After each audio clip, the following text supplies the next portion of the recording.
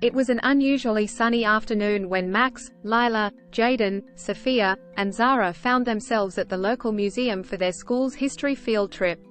As usual, Max led the way, his eyes sparkling with excitement. He was particularly eager to see the new exhibit on ancient Egypt. "Come on, guys. The ancient artifact section is this way," Max called out, practically bouncing on his feet. Lila adjusted her glasses and smiled. "All right, Max. But remember, we're supposed to stick with the group." Jaden, munching on a snack, chuckled. "Relax, Lila. We're just exploring. What's the worst that could happen?" Sophia rolled her eyes playfully. "Famous last words, Jaden." Zara, always the protective one, kept a watchful eye on her friends as they followed Max deeper into the museum. They passed displays of mummies, hieroglyphics, and ancient pottery, until they reached a small, roped-off area that seemed to be under construction. "Guys, look." Max pointed to a gleaming crystal embedded in a golden amulet, placed on a pedestal behind the rope. "That must be the chrono crystal I've read about. It's said to be the key to time travel." Lila leaned in, her curiosity piqued. According to legend, it allows the user to travel through time by concentrating on a specific date and location. "But it's just a myth, right?" Max grinned. "Only one way to find out." Ignoring the "do not cross" sign, Max ducked under the rope. The others hesitated but then followed, unable to resist the pull of adventure. Max reached out and touched the crystal. Instantly, it began to glow, emitting a low hum that filled the room.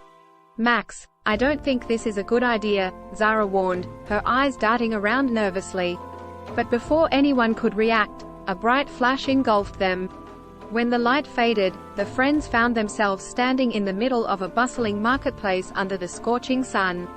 The smell of spices filled the air, and the chatter of people speaking in a foreign language surrounded them. "Where are we?"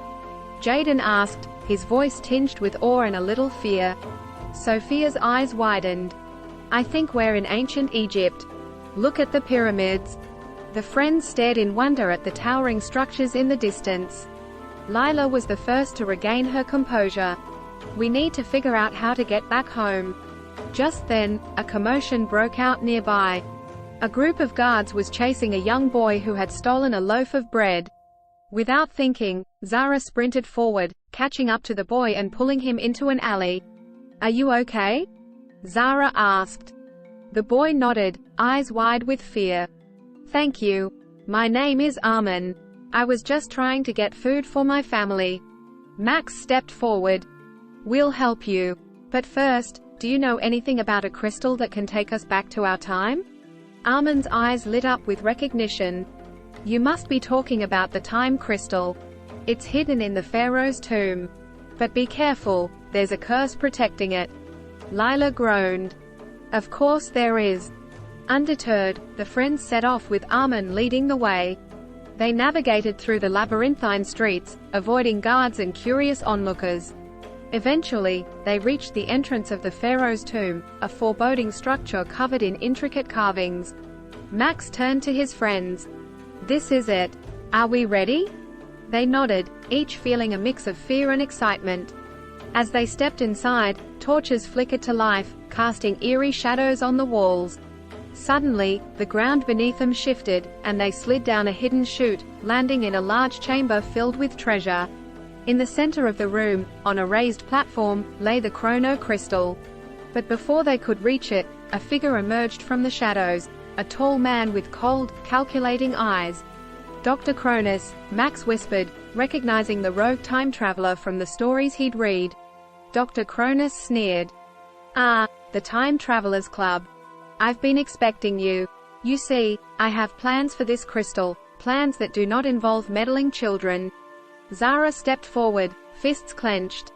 "We're not letting you alter history for your own gain." Dr. Cronus laughed. "Try and stop me." A fierce battle ensued, with Max and his friends using their unique skills to fend off Dr. Cronus. Lila hacked into the tomb's ancient mechanisms to trigger traps that momentarily distracted him, while Zara used her athleticism to dodge his attacks and protect the others. Finally, as Dr. Cronus lunged for the crystal, Max grabbed it, and with a bright flash, the friends were transported back to the museum, leaving Dr. Cronus behind. Breathing heavily, they looked around and realized they were back in the present. The museum was just as they had left it, with no sign of their time-traveling adventure.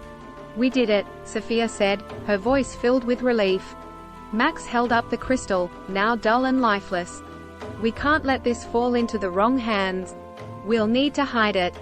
Lila nodded. "And we need to be ready. Dr. Cronus will be back." As they left the museum, the friends knew their adventures were far from over.